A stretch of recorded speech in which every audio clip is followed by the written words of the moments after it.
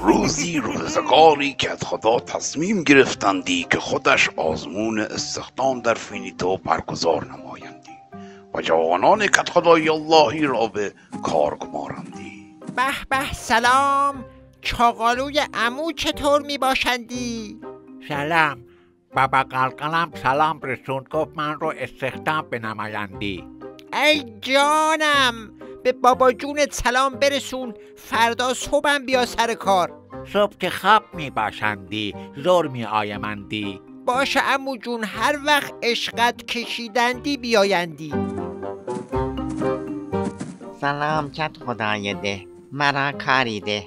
کار کجا بود؟ اول باید آزمون ورودی بدهندی. بگو ببینم، اگر توی طیاره نشسته باشندی و 30 کلوخ داشته باشندی و یکی را پایین بیاندازی چند تا باقی میماند؟ 29 کلوخ. درست میباشندی. بگو ببینم چطور میتوان یک گاو را با 3 حرکت وارد طویله کرد؟ در طویله را باز میکنی مندی، گاو را وارد میکنی مندی، در طویله را میبندی مندی. درست میباشندی.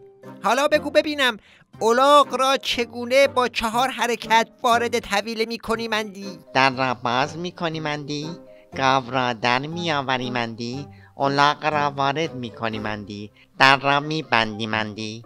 عجب گیری کردی ما. اینو هم که درست گفتی. بگو ببینم شیر سلطان جنگل برای خودش جشن تولد گرفتندی و همه حیوانات را دعوت کردندی، اما یک حیوان نرفته. آن حیوان کدام است؟ الاغ، چون ما الاغ را با 4 حرکت در طویله کردی مندی. گیر عجب جوان زیرکی افتادم. جواب همه سوالات را میدانندی. خب بگو ببینم، اگر یک پیرزن بخواهد از روی رودخانه کم عمق رد شود، چطور از میان تمساح ها همی گذر کنندی؟ خیلی راحت میتواند گذر کنندی، چون تمساح ها جشن تولد شیر رفتندی. خفه کردی منو. پیرزن افتاد مرد. بگو ببینم چرا مرد؟ غرق شدندی. نه خیر، اون کلوخی که اول از طیاره انداختی پایین خورد تو سرش. دیدی بلد نبودی، برو رد شدی. کاری ندارم که تو را همی گمارم. برو.